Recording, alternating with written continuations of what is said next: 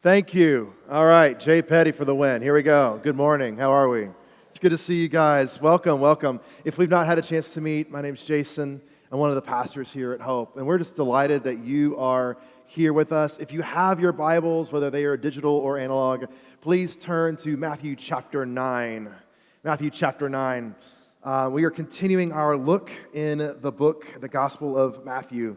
And I'm really excited about today's teaching for a lot of different reasons, which we'll get into in a minute. But I was thinking through just the past years, and my wife and I have been married a little over 17 years. And I was thinking recently, just with this story and other things, kind of like when we first started dating and hanging out, we met when we were both getting our master's degrees. And so we were in school together, and we met while actually serving tables together at the fine dining establishment of Applebee's. And it was amazing. And so we would go to class together, and then we'd work together, and then afterwards we'd go to Wendy's and get a fries and Frosty because that was the only thing open, right? And if you've never had a fries and Frosty, then you're missing out, right? You just need to repent and go do that today, all right? That's just my 2 cents. So we would go and we would do that, and we would hang out and we would talk, and at the end of the night, I'd take her back and drop her off at her apartment, and the next day we'd do it all over again, right? And we did this for almost a year. We then got married, and then things changed because we went to school together, and then we worked together, and then we would go home together. And at first it was oh, cool, we're doing life. This is great. And then I realized very quickly how much I love my alone time. Right? I like my me time. Anybody I love people, but I really like my me time? Yeah, that's what. And I remember after about a month or so of being married, a friend of mine called me, and he was like, "Hey man, how's married life?" And I was like, "Man, she's adorable, especially when she first wakes up on the hair and it's awesome, but she's always wants to be together." And he kind of said, he's like, "Wait, what do you mean?" And I was like, "Well, we work together, we go to school together, and now we live together. We're always together." And he said, "What did you think was going to happen? You're married. I don't know, what you..." And honestly, I don't really know what I thought either. But as I began thinking about that story, here's what I thought. I think the problem with maybe many of us who grew up in the church, and that may be a blanket statement, so forgive me if this does not apply to you. But I think a lot of times what happens is we are very comfortable with dating Jesus. We're even comfortable being engaged, more serious about following Jesus. But at the end of the day, we were really comfortable when we can drop Jesus off and have our own me time. See what I'm saying? And what we're going to see this morning in our text is that's fine, but it leads to dysfunction. It doesn't work that way. We can't have the things of Jesus without absolutely following the way of Jesus. You with me? So we're going to look at that this morning, and through this really interesting, kind of very incredible story of Matthew. And it starts in Matthew chapter 9, verse 9. It says this. It says, "As Jesus was walking along, he saw a man called Matthew, who was sitting at a tax booth. And Jesus said to him, 'Follow me,' and he got up and followed him." We're going to push pause there for just a second.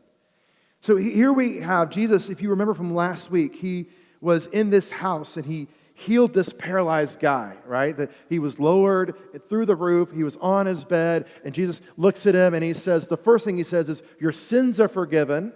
And people freaked out about that. And then he said, "Okay, well, just so you know that I can do that, now get up and go home." And then he did it, and people were freaked out about that, right? So Jesus leaves that house, and he's walking down the road, and as he's walking along, he sees a guy named what? Matthew. Now, Matthew is probably the same guy who wrote the book of Matthew that we're going through right now. And here's what we know about Matthew. Matthew was sitting at a tax booth because he was a tax collector, kind of what he did, right? He showed up, he did his tax thing at his tax booth, and Jesus comes along. Now, I'm sure you've probably heard stories or maybe know a little bit about the tax collecting community, but let me give you a little bit of background on what's happening here. Tax collectors worked for the Roman government, and their job was to tax all non-Roman citizens. So when you're living in a village of Jewish people, who are you taxing? Everybody, right? Like everybody and their brother and sister and their donkey and whatever, right? Like you're taxing everybody.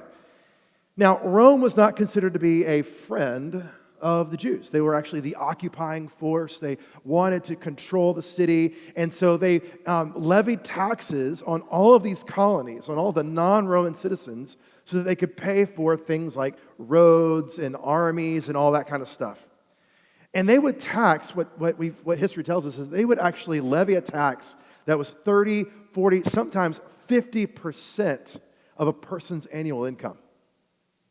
Right? So can you imagine that? Like, nobody really likes paying taxes, like we get it, right? But can you imagine you make $100,000 a year and 50 grand of it just goes straight to the government?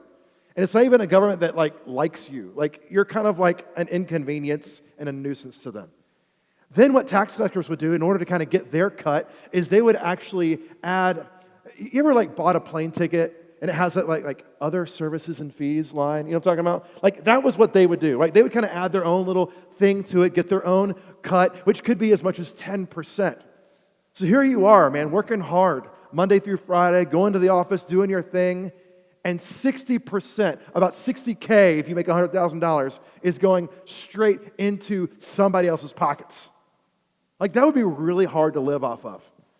So just quick, do you think were tax collectors friends or enemies? They were enemies. Nobody really liked them. So here we have Jesus. He's kind of walking along, and he looks at this man who is a Jew but considered to be a traitor, and he says to him, in our English Bibles, it's two words, which is what? Follow me. In Greek, it's one word, and y'all, I'm very excited. I have a brand new chalkboard. This is very exciting to me. I picked the wrong day to wear dark colors, but we'll see how this works out, okay? In the Greek, it's one word, right?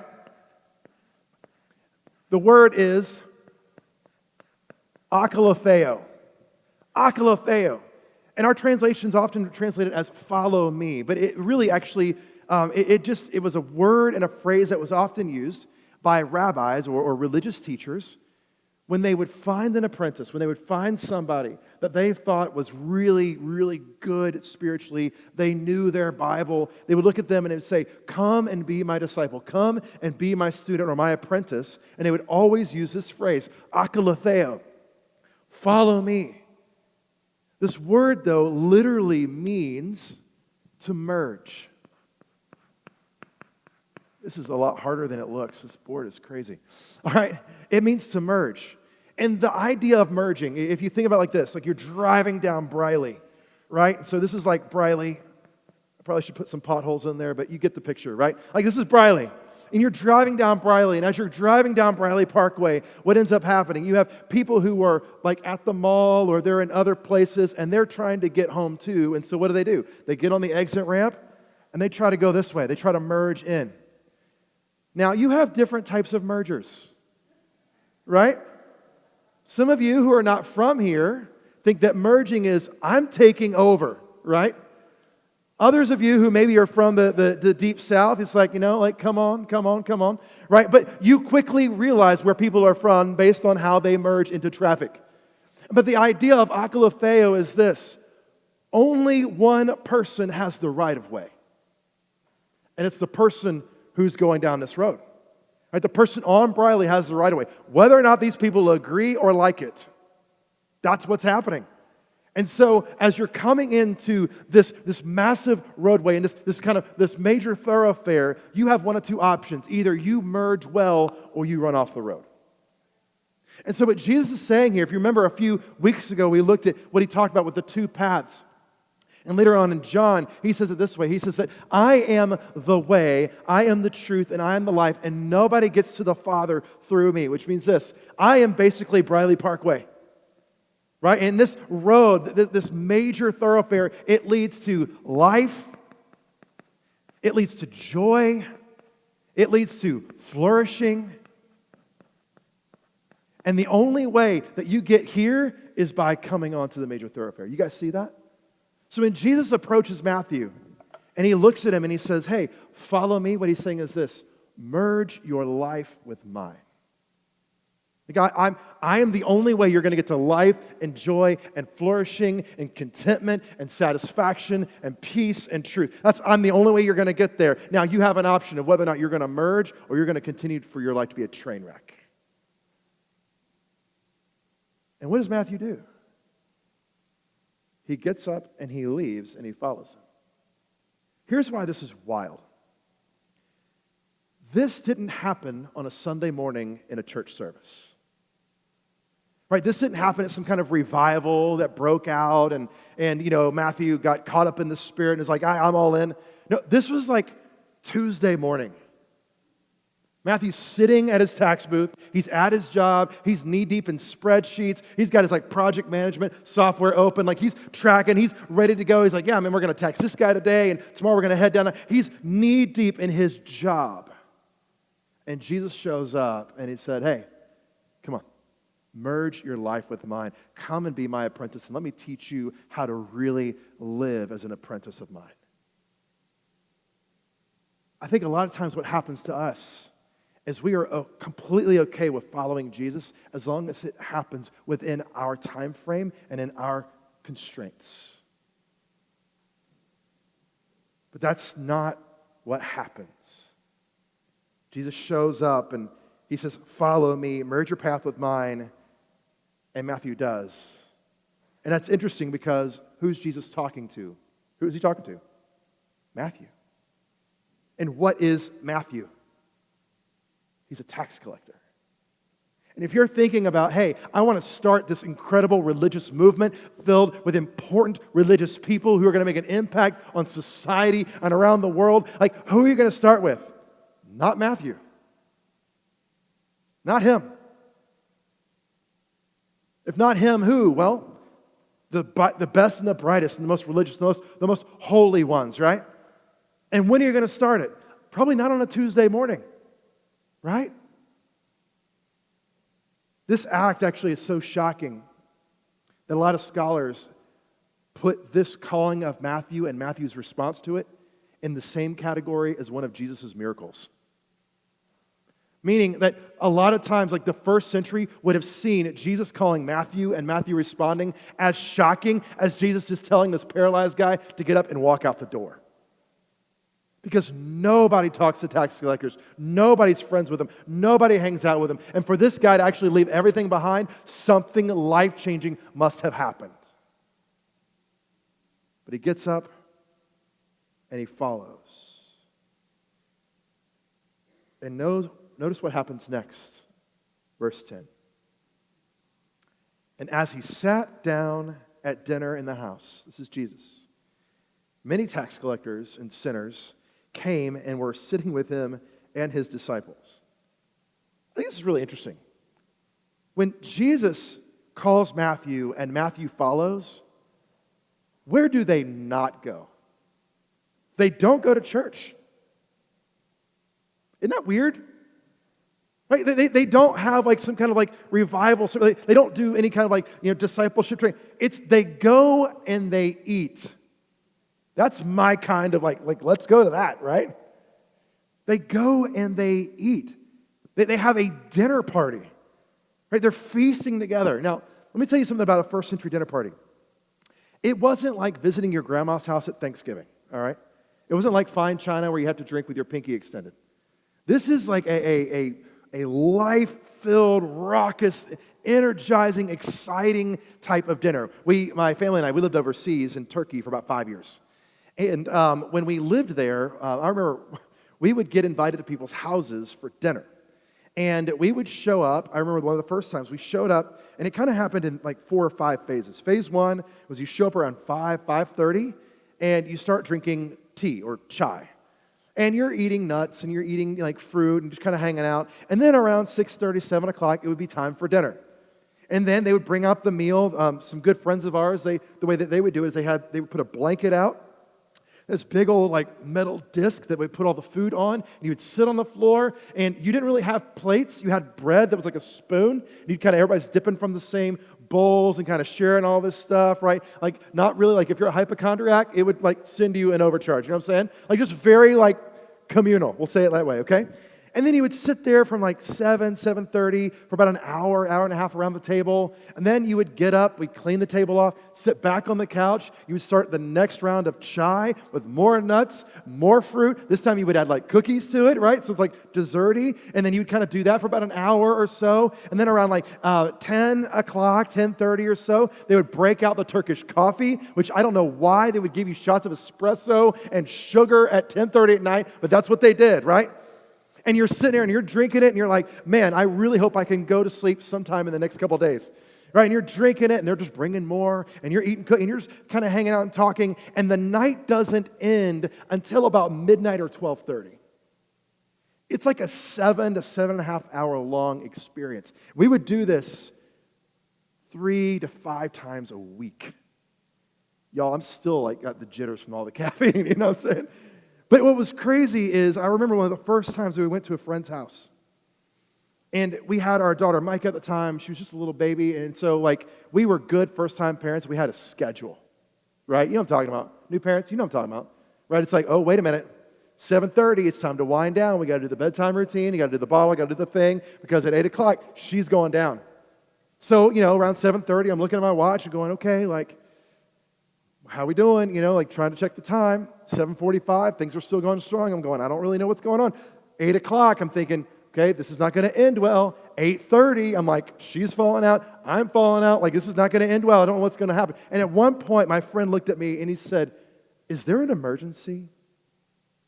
I said, no. Like, why? He said, you keep looking at your watch. He's like, well, you know, kids, babies, whatever. He said, what you're doing is actually insulting to me and my family. We invited you here because you're our guest. We value your presence, and we want you to be here with us, all of you to be here with us. That's the kind of dinner party that we're talking about. It's a dinner party that isn't just a, hey, we're going to grab some pizza on the way. It's we are investing our lives because we're investing our time and our resources in being together. When you went over for dinner, you stayed almost until breakfast. So Jesus is in this incredibly intimate, like filled moment with just feasting and fellowship, and it's beautiful. They're having this amazing moment, and everybody is so excited about being there because who's there? Matthew's there, Jesus is there, and all of Matthew's tax-collecting buddies. These guys know how to throw a party. And they're all there, and it's this beautiful conversation that's happening. And everybody's happy to be there, right? Well, everybody except for one group of people. Next verse. If you could imagine, this was a movie, the music would change. Verse 11, it says, and then when the Pharisees saw this, they said to his disciples, why does your teacher eat with tax collectors and sinners? I don't know about you. When I read the Bible, I hear like tones and inflections and different kinds of like styles of voices. Like when I picture Yahweh, God talking, in my mind, he sounds a lot like Mufasa from The Lion King. You know what I'm saying? Right? Is it just me? I don't know. Maybe it's just me. But I hear this kind of like deep like voice. Well, whenever I hear the Pharisees talk, I don't know why, they sound like Valley Girls to me. I know. It's like I read this, and here's what I see. When the Pharisees saw this, they said to Jesus' disciples, why does your teacher eat with tax collectors and sinners? That's just me. It's a terrible impression. I don't know why. But that's just kind of what I hear. It's like these kind of like what in the world's happening? And so these Pharisees, or one scholar calls them the Phariserious people, because they're super serious. Like they're mad. They're angry at this guy Jesus. Why? Because Jesus is inviting people into his inner circle that they don't think belong in his inner circle. Like these guys are showing up and hanging out with this religious teacher, and Jesus is giving the religious movement a bad name. And they're mad. And at first they try to avoid bringing it to Jesus because they've not had some great run-ins with him before. So they go to his disciples, but Let's just be honest, you can't keep anything from Jesus. And in verse 12, look what happens next. But when he, Jesus, heard this, he said, those who are well have no need of a physician, but those who are sick.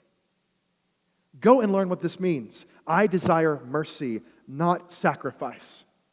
For I have come to call not the righteous, but who? Sinners. Kind of at the end of this story, Jesus says three things. The first thing he says is this: it's not the people who are well that need a doctor, it's the people who are sick. We would all tend to agree with that, right? I mean, I know we have to do the annual physical, but let's just be honest, nobody really does that, right? But you go to the ER, why? Because there's a problem. And you show up and you're like, hey, like this thing is bending in a way it's not supposed to be bending. I need you to help me with this, right? Those who are sick need a physician, not those who are well. And what Jesus is doing is he's revealing about the Pharisees something that we kind of know 2,000 years later, but we're looking at this going, those guys are really sick. They were really sick. The second thing he says is this: go and learn. I desire mercy, not sacrifice. This is actually taken out of a book in the Old Testament called the book of Hosea. And what Hosea was doing, he was a prophet, and what he was identifying in his book is he was calling Israel out because they were doing all of the right things for all of the wrong reasons. Like Hosea was like, look, you guys show up to church, you give your money, like you do the right sacrifices, that's great, but you have completely rejected anybody who isn't like you. You've neglected justice, you've neglected mercy, you've made them all outsiders, and now God is pretty angry with you. So in doing that, what is Jesus saying about the Pharisees? He's saying, hey, if Hosea was here, he would say, pay attention, listen up. You look really good on the outside, but the reality is deep down inside, God really is very disappointed in what you have to say. You may have everybody fooled except for the one who it really matters to. I don't know what your story is. I know a lot of us have a lot of different church backgrounds, religious backgrounds. Some of you have been walking with Jesus for a long time. Some of you are like I'm just glad, I didn't even know I was going to be here this morning. I don't know where you are on that spectrum, but I think we can all agree it's pretty easy to see people who are faking it. You've got that mask on, or maybe somebody you know has that mask on, and they're doing all the right things, and they think they have everybody fooled. But your meter, you know what meter I'm talking about? Your meter is on high alert, and you're going, no, that's not the real thing. Let me just say this. If you smell it, the Father smells it. And you can't run from it, and the Father will deal with it. And Jesus is dealing with it in this moment right now. And notice how he talks to them. He says, go and learn this. He's talking to the Pharisees, whose job it was to go and learn. And what he's saying is this: you guys have completely missed it. You've missed it. You're so high and mighty, you've forgotten about the low and needy. You've missed it. And then he ends by saying it this way.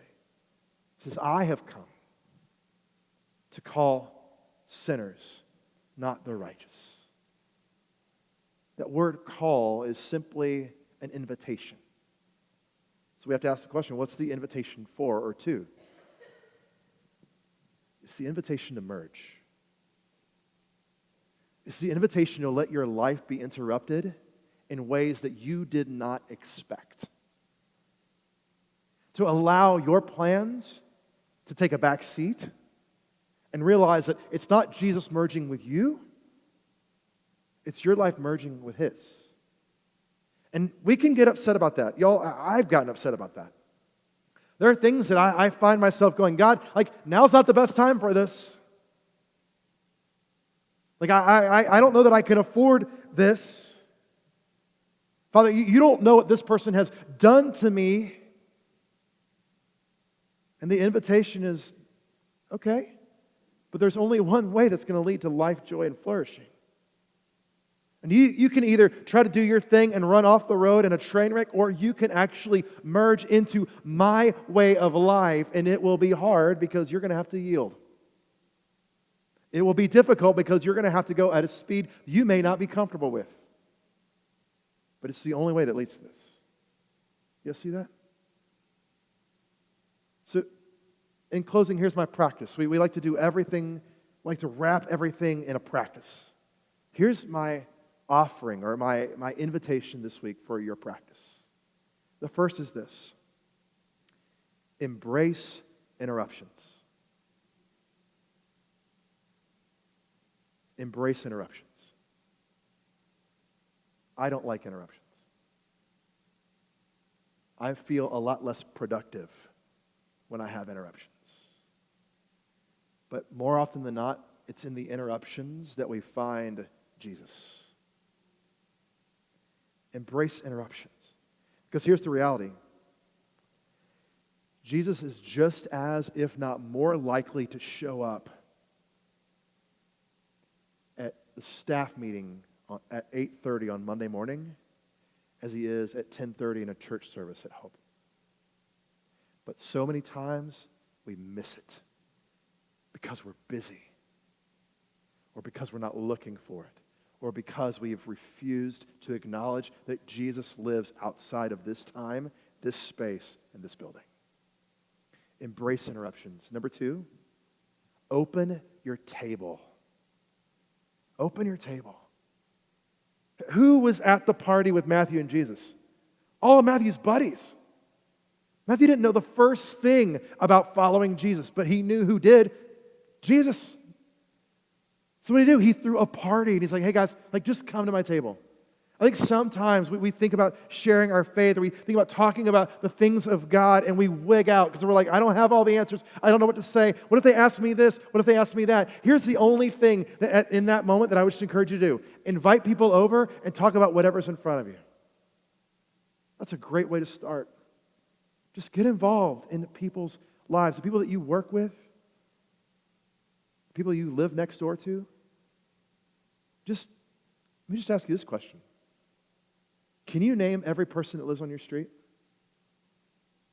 I mean, I'm working on this. Have you interacted with their families? Or are they more of a nuisance? I don't know. Well, what about your coworkers? Can you name their spouses? Do you know kind of what's happening beneath the surface there? This isn't a guilt trip. I'm just saying we can only minister to the things that we know. And we're called to be just like Matthew, sitting around a table with Jesus and our community, loving, embracing interruptions, and opening our table to those that honestly are really messy. The people that the religious community has cast out, that Jesus says, come, akolutheo, merge, follow me.